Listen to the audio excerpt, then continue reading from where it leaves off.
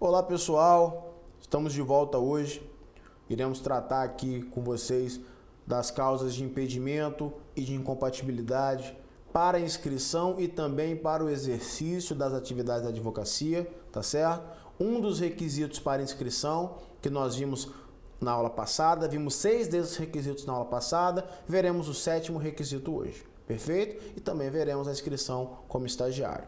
Na aula passada, só para relembrar, a gente viu rapidamente quais são os órgãos que compõem a OAB, vimos rapidamente quais são os 6 primeiros requisitos para a inscrição como advogado e também o local em que o advogado deveria requerer, solicitar a sua inscrição, ok? Hoje, incompatibilidade e impedimento e também, se der tempo, a inscrição como estagiário, beleza? Vamos para o slide então? Olha só, quais são as causas de impedimento e de incompatibilidade? Antes disso, a gente precisa definir o que é incompatibilidade, o que é impedimento para o exercício da advocacia e também, lógico, para a inscrição como advogado, ok? Lá no artigo 27 do Estatuto eu tenho essa diferença. O artigo 27, a literalidade dele é suficiente para nós definirmos isso. Simples leitura, ok? O que eu preciso que vocês gravem? A incompatibilidade, ela representa uma proibição total. A pessoa que é incompatível, a pessoa que exerce alguma função que a torna alguma função que seja incompatível com a advocacia, essa pessoa não pode exercer a atividade de advocacia contra qualquer pessoa que seja. O impedimento, por sua vez, ele é mais brando. O impedimento representa uma proibição parcial. O que é isso? A pessoa pode ser advogada, pode exercer a advocacia, ela só não pode exercer a advocacia contra algumas entidades, alguns entes, alguns órgãos públicos, enfim. Beleza? Gravem o seguinte, olha só. Quando você vai fazer uma transfusão de sangue, se a pessoa é incompatível, se há incompatibilidade do sangue, você pode transferir um sangue A positivo para uma pessoa que seja O positivo? Não. Por quê? Porque se você fizer, a pessoa que recebeu a transfusão de sangue provavelmente virá óbito. É uma incompatibilidade tão grande que torna proibido a transfusão. Aqui é a mesma coisa. Se a pessoa exerce alguma função que seja incompatível com a advocacia, ela é proibida de exercê-la e também proibida de estar inscrita na Ordem dos Advogados do Brasil. Beleza? Incompatibilidade, proibição total. Impedimento, proibição parcial. Guardem isso, que é muito importante. Então, vamos começar pelas causas de impedimento. Quais são aquelas hipóteses em que a pessoa está impedida de advogar? Todas elas, eu vou colocar aqui, pessoal, olha só, a aula de hoje é muito importante a gente verificar o seguinte. Volta para mim aqui rapidinho. Olha só, a aula de hoje, ela trata de requisitos. Quais são as causas de impedimento e quais são as causas de incompatibilidade. Então, não tem jeito. A gente vai ter que estudar a literalidade da lei. Eu vou colocar aqui no slide a literalidade da lei e nós vamos comentar e discutir inciso por inciso, tá certo? Acho que dessa maneira a fixação vai ficar ainda melhor, ok? Voltando para o slide então. O artigo 30 do Estatuto da Advocacia, ele diz que são impedidos de exercer a advocacia. Inciso 1º, servidores da administração direta, indireta e fundacional contra a fazenda pública que os remunere ou a qual seja vinculada a entidade empregadora. Quer um exemplo? Pensa o seguinte, o advogado, ele passou no concurso e ele é professor de português na rede municipal da cidade de Vitória. Então, ele exerce as funções de advogado e ele também exerce a função de professor de português no município de Vitória. Ora, esse advogado não poderá pegar causas contra a fazenda pública que o remunera, que é a cidade de Vitória. Ou seja, esse advogado não poderá exercer a advocacia em causas em que esteja no polo passivo ou ativo o município de Vitória. Ok? Entendido? Também estão impedidos de exercer a advocacia os senadores, deputados e vereadores. Diz o artigo 2º, os membros do Poder Legislativo, em seus diferentes níveis, contra ou a favor das pessoas jurídicas de direito público, empresas públicas, sociedade de economia mista, fundações públicas, entidades paraestatais ou empresas concessionárias ou permissionárias de serviço público.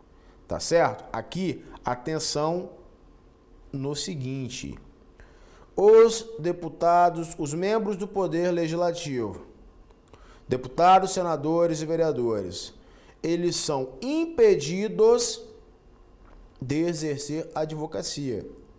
Mas nós veremos mais à frente.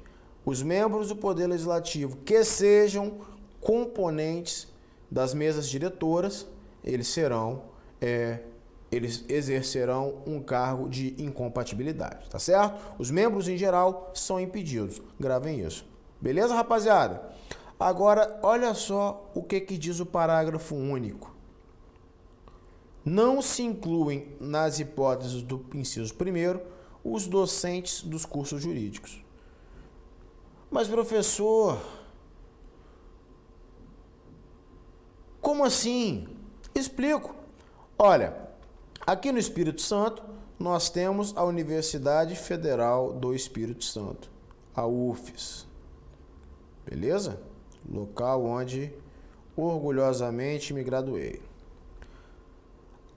O servidor, ou melhor dizendo, o advogado que seja professor de direito, professor vinculado ao departamento de direito da UFES, ele não está impedido de demandar, de representar interesses em juízo contra a União, que é a fazenda pública que o remunera. Notem a diferença. O advogado que é professor de uma universidade, de um curso jurídico público, ele não se sujeita à regra do inciso 1º.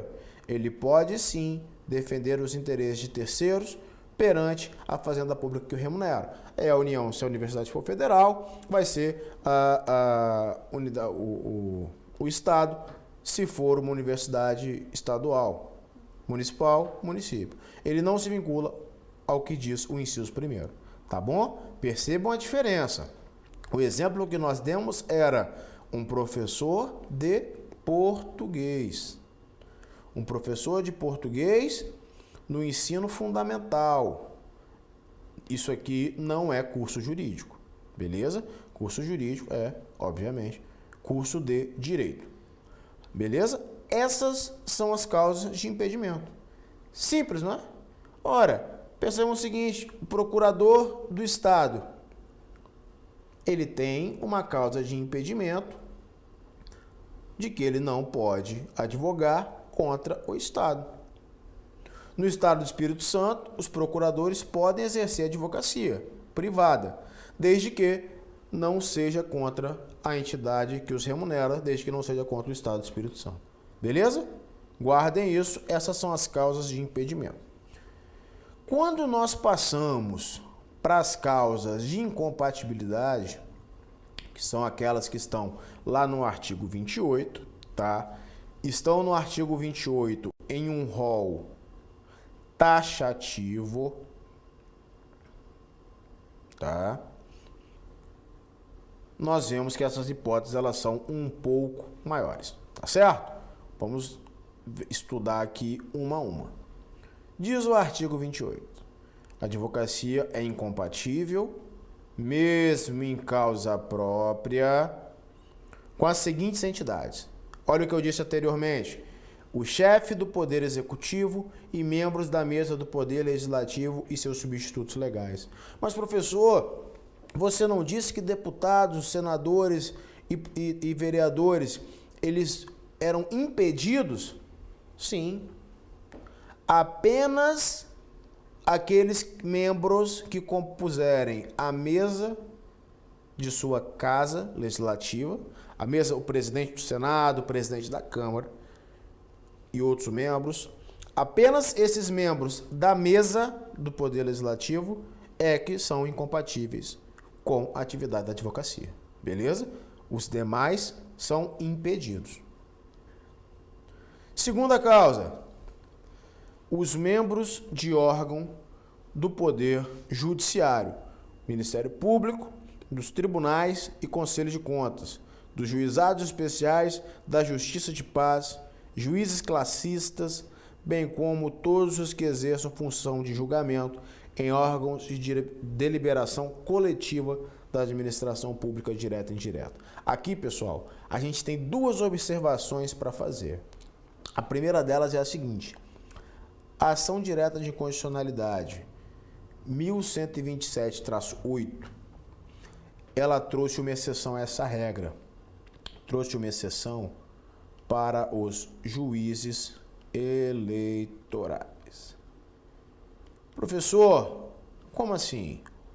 Veja, o Tribunal Regional Eleitoral, ele é composto por juízes eleitorais. Esses juízes eleitorais, eles vêm em parte da classe dos juízes, ou seja, há juízes magistrados que são juízes eleitorais, há desembargadores que são juízes eleitorais e há advogados que exercem a função de juízes eleitorais. Então, essa regra não se aplica, a incompatibilidade não se aplica apenas aos advogados que estejam exercendo a função de juízes eleitorais. Beleza? Primeira exceção. A segunda exceção a essa regra são os juízes leigos. Beleza? Criação lá do artigo 7º, parágrafo único da Lei dos Juizados Especiais, que é a 9.099/95. Beleza? Juízes leigos são juristas, em sua parte advogados, em sua maior parte advogados, que exercem a função de juízes de pequenas causas. Os juízes leigos podem advogar, desde que não seja em sede de juizado especial. Então, essas causas de incompatibilidade do inciso 2º, elas encontram duas exceções, que é preciso que esteja na cabeça de vocês. Os juízes eleitorais que venham da classe dos advogados e os juízes leigos não gozam, não exercem funções incompatíveis com a advocacia. Perfeito? Maravilha.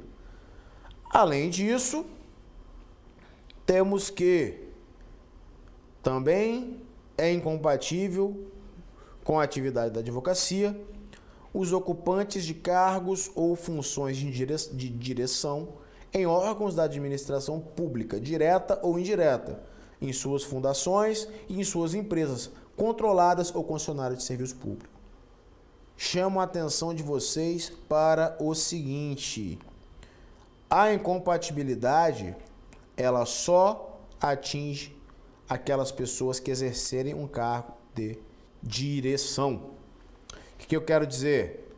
Um exemplo: o diretor do Detran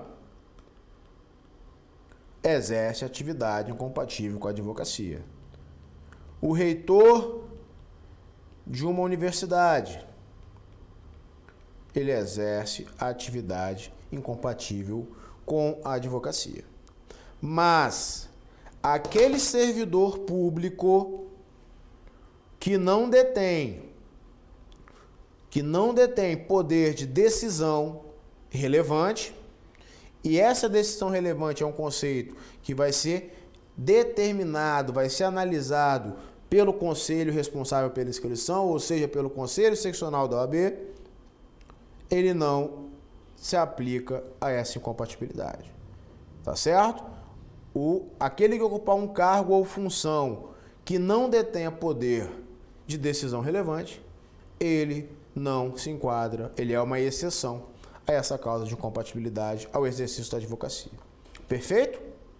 Seguindo, quarta causa de incompatibilidade. São incompatíveis ao exercício da advocacia os ocupantes de cargos ou funções vinculadas, direta ou indiretamente, a qualquer órgão do Poder Judiciário, e os que exerçam serviços notariais e de registro. Quem são esses, pessoal? Ora, nossos colegas de sala, aqueles que estudaram conosco durante a faculdade, que agora prestam concurso público, analistas judiciários, oficiais de justiça, técnico judiciário, e assim vão. Tabelião do cartório de notas, tabelião do cartório de registro público, beleza? Essas pessoas também não podem exercer a nobre profissão que é a advocacia, advogado, beleza? Também é incompatível com a advocacia os ocupantes de cargos ou funções que estejam vinculadas, direto ou indiretamente, à atividade policial de qualquer natureza. Quem? Policial militar, policial civil, policial federal, policial rodoviário federal, eventual polícia municipal, guarda municipal, perfeito? Essas pessoas também exercem funções incompatíveis com a advocacia. Os militares, sejam eles do Exército, da Marinha ou da Aeronáutica, caso eles estejam na ativa, eles não podem ser advogados. Foi para a reserva, aposentou, aí ok. Enquanto estiverem na ativa, não podem exercer a advocacia. Beleza? Sétima e penúltima. Os ocupantes de cargos ou funções que tenham competência de lançamento, arrecadação ou fiscalização de tributos e contribuições para fiscais. Gente, aquele fiscal do INSS, tá certo? Aquele fiscal de renda da prefeitura. Essas pessoas, como exemplos, não podem exercer a função da advocacia. Por quê? Porque sua atividade é incompatível com as atividades do advogado. Beleza? Perceberam que até agora todas as incompatibilidades elas estão vinculadas ao serviço público? Eis que aqui vem uma exceção à regra, que é o último requisito. E já caiu na prova da ordem como pegadinha que muita gente caiu. Não podem exercer a advocacia os ocupantes de funções de direção e gerência em instituições financeiras, inclusive as privadas. Ou seja, o gerente do Itaú pode ser advogado? Não, senhor. O gerente do Santander, igualmente. Certo? Então, tirem da cabeça a ideia, que inicialmente é uma ideia genuína, de que apenas aqueles que exercem cargos públicos é que terão causas de incompatibilidade com a advocacia, tá certo? Aquelas pessoas que forem gerentes ou diretores de instituições financeiras, e não só bancos, tá, gente? Aqui se inclui também, por exemplo, a Crefisa, certo? Qualquer instituição financeira, factoring, qualquer instituição financeira, seu gerente ou seu diretor não podem exercer a advocacia. Tá certo? Essas são as 8 causas de impedimento ao exercício da advocacia. Lembrando que nós estamos vendo essas causas como preliminar, como pré-requisito para a inscrição. Qual é o efeito que vai ter? A pessoa que exercer atividade de gerente de banco, ainda que ela seja graduada em Direito, ainda que ela seja aprovada na OAB, ela não poderá se inscrever nos quadros da Ordem dos Advogados do Brasil, da subseção que ela exerceu, pretendia exercer, estabelecer o seu domicílio profissional. Ok? Essas são as causas de incompatibilidade. É um pouquinho chato de estudar, porque envolve uma decorebazinha, mas elas são fundamentais. Caem bastante nas provas. Gravem isso. Beleza? E a inscrição como estagiário, gente? Nós já vimos quais são os requisitos para a inscrição como advogado. Capacidade civil, diploma ou certidão de graduação obtida em instituição de ensino superior, título de eleitor e quitação do serviço militar, aprovação no exame da ordem e não exercício de atividade incompatível com a advocacia, além de idoneidade moral, tá certo? E de prestar o compromisso perante o conselho. Primeira coisa, pessoal, antes da gente avançar aos requisitos do estagiário, que é uma noção bem, como é que eu vou dizer? Uma noção bem racional, tá certo? Qual que é o local e quem pode se inscrever como estagiário de Direito na OAB? Ora, podem se inscrever, tá lá no artigo 9º, aquele estudante de Direito que esteja nos últimos 2 anos do seu curso, e também o bacharel em Direito. Professor, entrei na faculdade de Direito agora. Posso pleitear minha inscrição como estagiário do OAB? Não, senhor. Mas eu já estagio na empresa do meu pai, independente disso. Mas eu já estagio no escritório de advocacia do meu tio. Paciência. Você não vai poder requerer a sua inscrição como estagiário na OAB até você estar nos 2 últimos anos do seu curso de Direito, ok? Os bacharéis em Direito, que ainda não tiveram obtido aprovação na ordem, também podem se inscrever como estagiário, ok? E o local da inscrição? Aqui, gente, prestem atenção, existe uma diferença fundamental em relação ao advogado. Lembram do que a gente falou na aula passada? Deixa eu fazer um gancho aqui, ó. O advogado, ele se inscreve no local do seu domicílio profissional. Lembram disso? O local onde ele irá exercer, o local onde ele irá estabelecer a sede da sua advocacia. Essa daqui vai ser a inscrição principal dele. Se ele exercer advocacia em mais de 5 causas por ano em outro estado, ele vai ter que pedir a sua inscrição de maneira suplementar naquele estado. Beleza? Isso para o advogado. E para o estagiário? Gente, para o estagiário eu tenho uma situação diferente. O estagiário vai pedir a sua inscrição no conselho seccional em cujo território se localize seu curso jurídico. E olha só que curioso.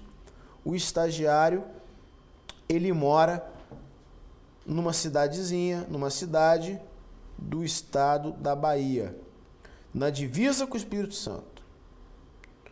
Ele trabalha, ele estagia advocacia, tá certo? Ele estagia no escritório de advocacia ou no fórum localizado nessa mesma cidade do estado da Bahia.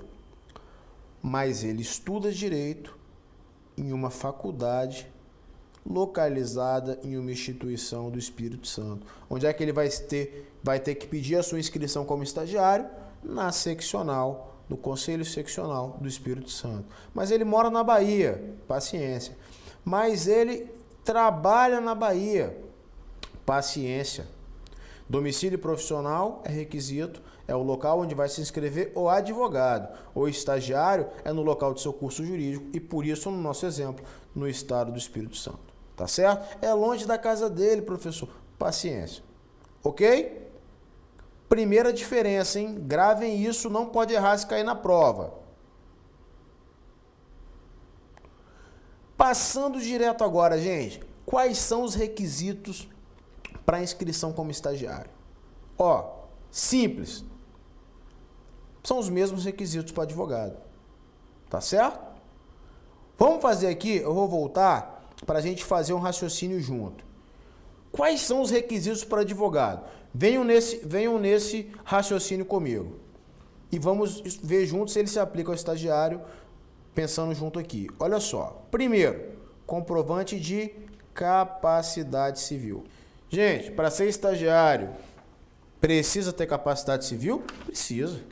Então, esse requisito também se aplica ao estagiário. Ok? Ok. Segundo requisito para o advogado, diploma. Ei. Para ser estagiário, precisa ter diploma? Não precisa. Professor, e o bacharel? O bacharel tem o diploma.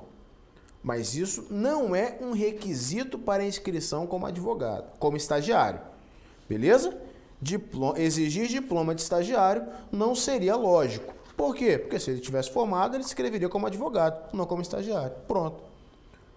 Título de eleitor e quitação do serviço militar. Ou seja, comprovante de quitação eleitoral e militar. Estagiário precisa? Precisa. Faz sentido falar disso? Faz. Aprovação em exame da ordem. Ei, para. Aprovação em exame da ordem é algo que eu posso exigir da pessoa que quer se inscrever como estagiário? Não. E não exercer atividade incompatível com a advocacia. Ok. Idoneidade moral. Ok. E prestar compromisso perante o conselho. Ok. Então, olha o macete. Qual o requisito para estagiário? O mesmo para advogado, exceto diploma e aprovação na prova da OAB. Além disso, para ser estagiário, eu tenho um requisito que não existe para o advogado, que é a admissão em um estágio profissional de advocacia. Esse estágio, pessoal, ele tem a duração, tá? De até 2 anos. Ele pode ser exercido em órgãos públicos, fórum, Ministério Público. Ele pode ser exercido na própria universidade, na própria faculdade onde o estudante faça o seu curso de Direito. E ele pode ser exercido em escritórios de advocacia que tenham convênio com a OAB, que sejam registrados perante a OAB, tá certo? E detalhe, nesse estágio profissional de advocacia, o estagiário precisa, é uma obrigação, ter contato com o Código de Ética, o Estatuto da Advocacia e o Regulamento Geral da Advocacia. Ok? É obrigatório que nesse estágio ele tenha contato com o Código de Ética, com o Estatuto da Advocacia e com o Regulamento Geral da Advocacia. Beleza? Seguindo em frente, então, uma única observação. Imaginem vocês aquele estudante de Direito, como devem todos, imagino eu que todos vocês tiveram como colega de sala, pelo menos uma pessoa que era policial militar. Policial militar pode ser advogado? Não. Policial militar exerce uma atividade que é incompatível com a advocacia. Policial militar pode requerer a sua inscrição como estagiário? Também não. Mas E como é que o policial militar vai realizar o seu estágio profissional, que é requisito para a sua própria graduação em todas as faculdades? Olha, aquele estudante que exercer atividade incompatível com a advocacia, ele vai poder realizar o estágio profissional na sua faculdade. Tá certo? Por quê? Porque esse estágio é um pré-requisito para que ele colhe o seu grau. Agora, ele não vai poder fazer a sua inscrição como estagiário, tá certo? O estudante que exercer atividade incompatível com a advocacia, ele não poderá se inscrever na OAB como estagiário, mas ele poderá e deverá exercer e fazer o seu estágio profissional dentro da faculdade onde ele cursa o curso de Direito. Beleza? Pessoal, volta para mim rapidinho, por favor. Olha só, muito obrigado a vocês pela atenção. Espero que vocês tenham entendido a aula de hoje. Quais são os requisitos para inscrição como estagiário? É algo relativamente lógico, que também tem caído nas provas. Espero que vocês tenham entendido quais são as causas de impedimento, quais são as causas de incompatibilidade com o exercício da advocacia, como que isso se reflete nos termos de inscrição. Aquele que é incompatível, ele não pode se inscrever. Beleza? E que vocês tenham aproveitado muito a aula e continuem estudando. Perfeito? Sigam a gente nas redes sociais, tá certo? Vamos participar desse projeto aí. Hashtag Gabaritando Ética em Altas. Beleza? É uma matéria muito importante. De 10, tenho certeza que nós vamos acertar pelo menos 9 questões. Mas o objetivo é gabaritar. Tá certo? Bons estudos, um forte abraço e até a próxima.